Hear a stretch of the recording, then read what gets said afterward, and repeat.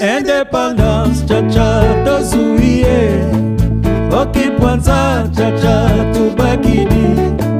Au table ronde, cha-cha, baganyeo. Okipwanza, cha-cha, tozuie. Bolikango, kasavubu. Pelumumba, na kalonji. Boliampende, kamitato. Oesanja, mutakanza. Batata, bamama, bandeko waboli. Mbote na bino. Jambo eno. Betuabu. Mbote na ben. Nazali wa bino Patrick Chimanga tata Mayangai. Mwana ya mama Christine Kalanga. Mpe. Boe malamu na Mayangani na politiki. Toleki mbalamoko na mayeto kolobela na kati na Mayangani na biso ya lelo. Tozo kendela kolobela bokutani ya mwana mboka président de la République Félix Tshisekedi na Monsieur Paul Kagame na Angola, précisément na Luanda. Mpamba te biso lokola media ngai lokola mopanzi sango to journaliste mosala na ngai ezali nto responsabilité na ngai ezali ya kolukela bino ba information malamu nto ba information malunga mpona kopesa na bino peuple congolais nto na population na ngai population congolaise nyonso ezala baye baza na kati ya mboka nto baye bazali libanda partout na monde mpamba te namoni bato mingi babungi na distraction na makambo ezanga ntina na bisika bazala na l'essentiel namoni bakongomani bazali ya kokabwana nto bazali divise esengeli na biso baanso to comprendre nanu liboso na contexte nini tozali sikoyo nto na contexte nini mini sommet ya Angola esalemaki entre président Tshisekedi na Monsieur Kagame na Angola kuna na Luanda. Mpamba te batata bamama bandeko waboli namoni bakongole misusu bakosala bamalgame na bisika o esengeli nanu bakomprendre na contexte nini esalemaki nini ezalaki contexte yango contexte ezalaki ke République démocratique du Congo mboka na biso elobaki ke ezali victime ya agression kouta na Rwanda oyo azali koopere na se ya baterroriste ya M23 mpona koagrese nto kosala agression na République démocratique du Congo. Donc République démocratique du Congo ezali kolakisa Rwanda misapi mpona kokonfirme ke ezali ye ezali Rwanda nde azali kozoba biso azali kosala biso agression nto Congo eidentifie ennemi agresseur na ye oyo ezali Rwanda mpe ebeleli nto ebeti ntangwa mpona koyebisa mokili mobimba ke Rwanda nde azali agresseur ya République démocratique du Congo. Mpe batata bamama bandeko waboli na koyebisa bino ke Rwanda atikala kozala panzi likolo neti ya mbala oyo atikala kozala panzi likolo te neti ya mbala oyo depuis abandi agression na Congo mpamba te ezali mbala ya liboso Rwanda asala agression na République démocratique du Congo te kasi mbala oyo bangi mpo azomela mai na tonga mpo ezalaki nanu peuple congolais en général nde ebandaki kodénoncer agression rwandaise na kosala ma manifestation sur le plan national mpe international Congolais nyonso atelemaki mpona koloba ke non tozali agressé, tozali na se agression, ezali M23 te, ezali Rwanda moto azali ko agressé biso. Mpe président de la République mwana mboka Félix Antoine Tshisekedi Tshilombo alobaki yango mbala ebele ezala na kati ya mboka na biso République démocratique du Congo, mto ezala libanda ya mboka ke Rwanda azali agresseur ya République démocratique du Congo. Mto alobaki ke tozali agressé epai ya Rwanda. Donc dynamique oyo échanger makambo ebele mpenza.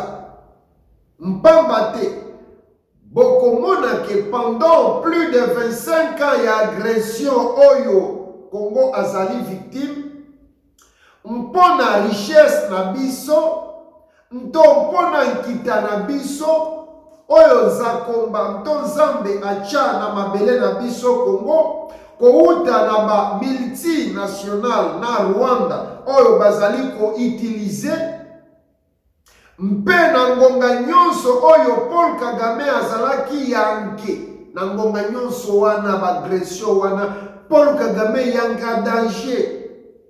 Yende azalaki l'homme fort, nto maître ya déstabilisation ya Congo, maître ya pillage ya ressources ya Congo, neti ba or, ba coltan, na ba minere mususu. A développé kamwa pays na ye ya muke, neti terrain ya bal, na nkita, nto na bomengo ya République démocratique du Congo. Pendant que Rwanda na ba multinational bazalaki kosala nyonso oyo batata ba mama bandeko aboli bazalaki mpe koboma peuple na biso, bazalaki mpe koboma peuple na ngai, nto bazalaki koboma peuple na biso na nipiku, nto population congolaise. Plus de 10 millions de morts na République démocratique du Congo. Plus de 10 millions de Congolais massacrés epai ya Rwanda na Kagame na ba terroriste na ye. Kasi batata ba mama bandeko aboli. Depuis mwana mboka Félix Tshisekedi azwi kibokonzi, nto depuis azwi nkwende ya kibokonzi, tomoni makambo mingi ebongwani, nto échanger. Oui, bakongolais mitema mbindo, nto bakongolais mitema mabe, bakoyebisa yo ke eloko moko te échanger. Kasi na bosolo changement ezali makasi mpenza par rapport ya 18 ans passé ya bokonzi ya mwana mboka Joseph Kabila Kabange. Mpamba te bokomona ke Kagame azali lisusu posé te. Depuis Tshisekedi azui pouvoir, Kagame akomi komata, kokita, kosala ba video mpona koakize République démocratique du Congo, oyo ye moko na ba multinational bazali ba agresseur, to bazali ko agresser mpona ngonga molai mpenza. Donc Kagame akomi mal à l'aise. Mpamba te Kagame azoloba ke M23 nto ba attaque ya M23 ezali makambo ya ba Congolais entre bango moko. Alors tika biso moko ba Congolais to traquer ba Congolais ya M23 soi-disant ba terroriste, mpe to ye bibisika bazali, nto toko kende koluka bango ti na Rwanda bisika boko bomba bango. Ndenge bino pe Rwanda bosalaki boyake pa na biso koluka FDLR boyaki biso pe toko ye koluka ba terroriste, toto na posa to koluka ba terroriste kuna na Rwanda. Me Kagame azoboye, nto azobanga biso Congo to kende ko traquer M23 terroriste oyo ye Rwanda azobatela, nto azobatela, azoprotéger bien sûr exemple ngunda batware na bamisusu. Donc Kagame azomona biso bazoba na ye, Kagame azomona biso Congo na ba Congolais basenzi na ye. Azomona biso Congo na ba Congolais bayuma na ye. Kagame azali ko jouer na biso je ya mutu na sema kolo. Donc Kagame azo akize Congo mpona ko traquer ba terroriste M23. Kagame azo akize président Tshisekedi ke azali irresponsable mpo azo traquer ba terroriste M23. Donc ye alobi ezali makambo na biso ba Congolais. Alors ya ye nini soki biso ba Congolais tozali ko traquer ba terroriste ya M23. Donc Kagame alingi aya kolakisa biso ndenge ya kosala makambo na kati na mboka na biso moko batata ba mama bandeko kwa boli. Donc Kagame a sentir moto ya makasi. Amoni ke 6 me baluka 9. Kagame a comprendre que Tshisekedi azali Kabila te. Donc azali mal à l'aise ya kosakana te. Soki to comprendre nyonso oyo ezoleka depuis 4 ans ya Tshisekedi na pouvoir, bokomona malamu ke ezali suka ya Kagame batata ba mama bandeko wa boli. Kagame akomi na suka. Kagame akomi na suka na bandeli lisusu. Règne ya Kagame na région ekomi na suka. Mpamba te ye azalaki l'homme fort ya région centrale na Afrique bien sûr ba région ba pays nyonso ye mutu azalaki liboso mpona pillage déstabilisation na sima ya Mobutu. Mpamba te azali moto liboso ko banda te Mobutu abandaka ngo tala suka na biso ye azosala ngo nini akozala suka ya bato na ye. Kasi Kagame azali na perte ya vitesse batata ba mama bandeko wa boli. Tshisekedi asimbisi Kagame nyeyi na maboko na Luanda kuna na Angola. Kagame alobike ba attaque ya M23 ezali makambo ya ba Congolais bango moko. Alors ndenge nini ye lokola président ya Rwanda aye ko signer cessez-le-feu na compte ya M23 mouvement terroriste contre ba Congolais, contre armée congolaise. Donc, na ko signer cessez-le-feu, Kagame andimi officiellement que ye na Rwanda ndeba agresseur ya République démocratique du Congo. Félix asimbisi ye touche. Donc, ezali Rwanda et non M23. M23 ezali Rwanda na Kagame na ba terroriste. Mpo ye Kagame alobi ke ezali makambo ya ba Rwandais te, ezali makambo na ete. Kasi ndenge nini ye akoki ko signer cessez-le-feu na compte ya M23. Asimbi touche. Kagame andimi ke azali M23. Rwanda ezali M23. Donc Rwanda azali officiellement agresseur ya République démocratique du Congo. Mpamba te Rwanda a signé na compte ya M23 mpona cessez-le-feu na FARDC. Sikoyo batata ba mama bandeko wa boli. Mini sommet ya Rwanda nto ya Angola esukaki nango malamu te. Mpamba te moto na moto akendaki na ndenge na ye. Position ya Tshisekedi eyebanaki avant même akende na Angola. Ntango akomaki na Angola ebisaki Lorenzo Boy. Na kozonga simate République démocratique du Congo ekozonga simate. Kagame Rwanda M23 ezali eloko moko. Bazali kaka même structure. Toyebi malamu ke ezali armée rwandaise nde ezobundisa FARDC na se ya kombo ya M23 ba terroriste. Donc esengeli balongwa na mabele ya République démocratique du Congo sikoyo. Nto il faut Rwanda na basoda na ye na kombo ya M23 bakite République démocratique du Congo sikoyo. Donc ezali makambo oyo Tshisekedi nto ezali motambo oyo Tshisekedi acheli Kagame na Rwanda. Toyebi malamu ke ezali yo Rwanda. Alors longola basoda na yo na lombangu nyonso na kati ya Congo. Kagame alingaki asala ba na ye amesana kosala ya mutu na se makolo likolo. Tshisekedi alobi rien. Tika bozoba wana na kosolola na yo te jusqu'à ce que okolongola basoda na yo na mabele ya Congo. Usoki olongoli bango te bakozonga ya kokufa nto bakozonga bibeli. Mpamba te biso République démocratique du Congo tolingi tofongola moto sikoyo contre yo. Kagame, Rwanda na basoda nto ba terroriste mouvement terroriste ya M23.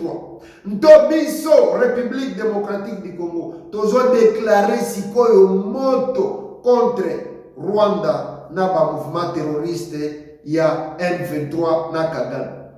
Donc bokutani ya Angola entre mwana mboka Félix Antoine Tshisekedi Tshilombo na Monsieur Kagame ezalaki na moto esukaki na ngo malamu te. Ezalaki moto.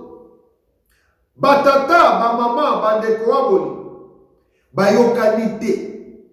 Tshisekedi azalaki ferme, décisif na position na ye contre Kagame na Rwanda.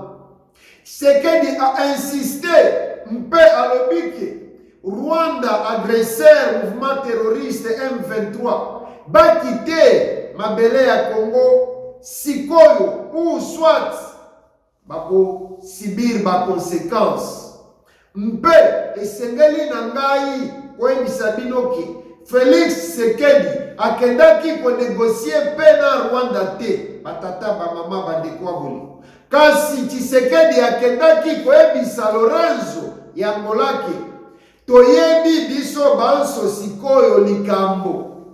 Solution ya suka ezali kaka Rwanda agresseur mouvement terroriste M23 bakite à l'immédiat na mabele ya République démocratique du Congo.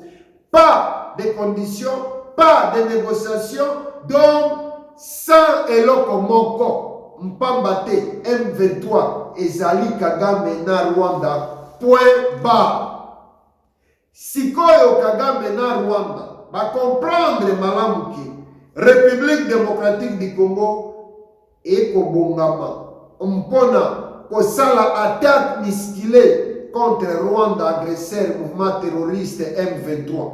Tina Kigali mpamba te tozomema Rwanda na système ya pièce contre pièce. Mpe Tshisekedi ayebisaki Lorenzo na Kagame ke bako tikala ko limbisa masumu ya ba terroriste te. Et puis pas question ya kotia ba terroriste na armée na biso FARDC. Et pas question ya kotia ba terroriste na politique na biso ya Congo. Donc ce que dialogue que pas de brassage, pas de mixage, pas de partage de pouvoir ou de postes. Mpambate ye mwana mboka président de la République Félix Antoine Tshisekedi Tshilombo ayebaki malamu ke na nzela ya brassage, na nzela ya mixage, mpe ya partage ya pouvoir nde kokolisa infiltration ya Rwanda lisusu makasi na mboka na biso République démocratique du Congo. Alors alobi niet, pas question soki batiki minduki te biso lokola pays na armée na biso FARDC toko trake bango bisika nyonso bakozala tina Rwanda tina Kigali toko trake bango nyonso sans exception. Mpambate, celui qui veut la paix prépare la guerre. Batata ba mama bandeko waboli M23 mouvement terroriste rwandais balobi bazali na posa ya intégration na armée na biso République démocratique du Congo. Bosambwe bokokota lisusu na armée te. Balobi bazali na posa ya intégration na la police. Bosambwe bokozwa eloko te. Mpo baya kokolisa lisusu infiltration rwandaise na Congo, nto na armée, nto na politique, nto bisika nyonso. Tshisekedi alobi pas question nto aboyi yango na makasi nyonso. Donc makambo oyo eleki na Angola entre Tshisekedi Kagame, le plus perdant, to le plus grand perdant ezali Kagame. Kagame aleli neti mwana muke. Le gagnant ezali président Félix Antoine Tshisekedi Tshilombo. Mpamba te, ye azalaki ferme, ye azalaki décisif. Pas question ya posséder ata na caprice moko ya Rwanda mouvement terroriste M23. Donc, maître na bango Kagame aleli asimbi nyei na maboko. Tshisekedi asinise ye na compte ya M23 somotro. Donc, tosuki awa mpona lelo batata, bamama, bandeko wabuli. Nazali wabino Patrick Chimanga tata ya Mayangani. Mwana ya mama Christine Kala. Mpe na pesi bino longonya mpona fidélité na bino. Mpe pona kwa biso na bandaku na bino nto bisika nyonso mokolanda biso.